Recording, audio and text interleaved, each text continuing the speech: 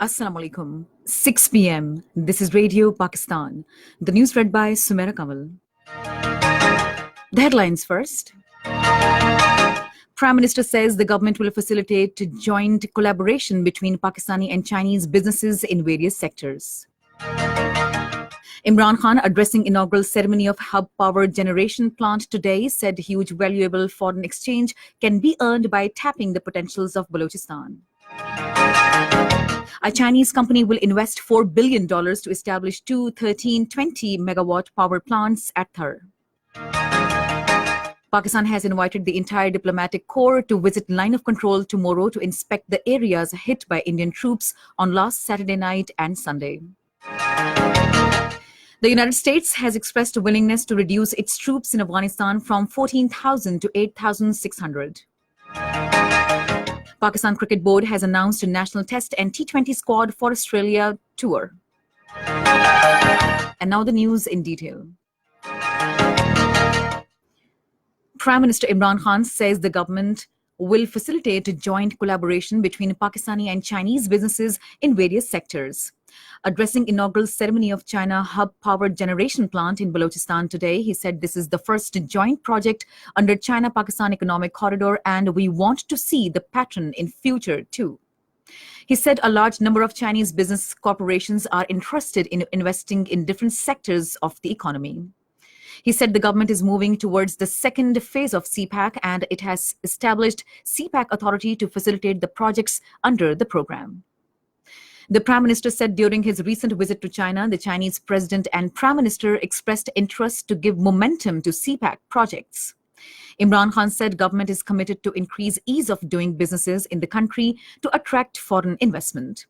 He said red tapeism and undue hurdles in the way of business are being removed. Earlier in his address, Balochistan Chief Minister Jam Kamal said investment worth billions of dollars is in the province will change the outlook of Balochistan. He said Balochistan will become a hub of investment in the coming days. The Chief Minister said Balochistan is endowed with rich mineral resources that are largely untapped and investors can take advantage of these assets. Chinese Ambassador Yao Jing, federal ministers and other senior officials were also present on the occasion. Earlier, talking to PTI members of the Sindh Assembly in Karachi, the Prime Minister Imran Khan said resolution of Karachi's problems is the responsibility of Sindh government, but the federal government is too contributing from its own resources to resolve these issues in view of public welfare. Imran Khan has said that federal government is fully aware of water transport, waste management and other issues being faced by the residents of Karachi. He said Karachi is economic hub of Pakistan and it is unfortunate that the people and issues of Metropolitan were ignored in the past. A Chinese company, Shanghai Electric, will invest an amount of $4 billion at Thar Coal Black 1 and will establish two power plants of 1320 megawatts of electricity there. A 7-member delegation of Shanghai Electric called on Sindh Chief Minister Syed Murad Ali Shah at Chief Minister's house in Karachi today and discussed the project. Shanghai Electric is carrying out mining and will establish two power projects at Thar Coal Block 1. Pakistan has invited the entire diplomatic corps to visit the line of control tomorrow and inspect the areas hit by Indian troops on last Saturday night and Sunday.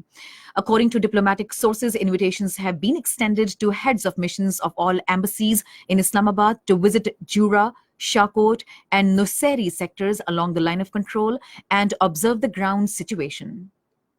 The sources said the Indian forces used mortars and artillery to intentionally target civilians in these sectors, which resulted in martyrdom of 5 civilians and 1 Pakistan Army soldier. They said the Indian aggression was befittingly responded. The sources rejected as a total lie the Indian Army chief's claim of hitting terror launch pads. They said the Indian charge d'affaires has also been invited to prove the claim of his army chief before the foreign diplomats. The sources said Pakistan does not want war, but if the war is imposed, Pakistan will fight it in the way it did on February 27. They said Pakistan is capable enough to fight war with its own resources. According to the diplomatic sources, the situation in occupied Kashmir has turned highly critical due to the continuous curfew. They said Narendra Modi has taken India to a blind alley and it has become difficult for India to come out of the prevailing situation in the held territory. International Monetary Fund and World Bank have assured of their continued support to Pakistan's development efforts and economic reform process undertaken by the government. The assurances were given by managing directors of the IMF and World Bank during separate meetings with advisor on finance Abdul Hafiz Sheikh in Washington. During a meeting with Managing Director of World Bank Axel van Torsenberg, advisor on finance Hafiz Sheikh highlighted the government's focus on expediting speedy rollout of World Bank's projects and actions being taken in this regard. He also appreciated the support being provided by bank to Pakistan. This is Radio Pakistan. Minister for Kashmir Affairs Ali Amin Gandapur says Indian aggression has completely failed to suppress Kashmiris' commitment for their freedom struggle. In a statement today, he said Kashmiris are fighting Indian aggression with bravery. He said befitting response by Pakistani army against Indian recent misadventure on line of control is clear lesson for Modi-led government that Pakistan is always alert to respond to such aggressions. The United States has expressed the willingness to reduce its troops in Afghanistan from 14,000 to 8,600. The U.S. Defense Secretary Mark Esper, while talking to media in Kabul, however, said that the reduction of troops will not affect counterterrorism operation. Meanwhile, the U.S. House Speaker Nancy Pelosi led a bipartisan congressional visit to Afghanistan and discussed security issues, improving governance and economic development with President Ashraf Ghani and Chief Executive Abdullah Abdullah. Iran has announced readiness for further cut off its commitments under 2015 Iranian nuclear agreement. Talking to media in Tehran, Foreign Ministry spokesperson Abbas Mousavi said if parties do not protect Iran's interests pertaining to deal, we will take fourth step to cut Iran's nuclear commitments. It may be recalled that Iran's moves are a reaction to U.S. unilateral withdrawal from the deal and reimposition of sanctions against the Islamic Republic. Prime Minister Boris Johnson will again try to put his Brexit deal to a vote in Parliament today after he was forced by his opponents to send a letter seeking a delay from the European Union. According to media reports, with just 10 days left, the United Kingdom is due to leave EU on 31st instant. The divorce is again in disarray as Britain's political class argue over the whether to leave with a deal, exit without a deal, or hold another referendum. In Jerusalem, scores of Jewish settlers forced their way into Al-Aqsa Mosque compound today. According to a Palestinian agency, around 122 settlers backed by Israeli police stormed the Al-Aqsa compound since early morning. The incursions have caused frictions between Muslim worshippers and Israeli forces near Flashpoint compound.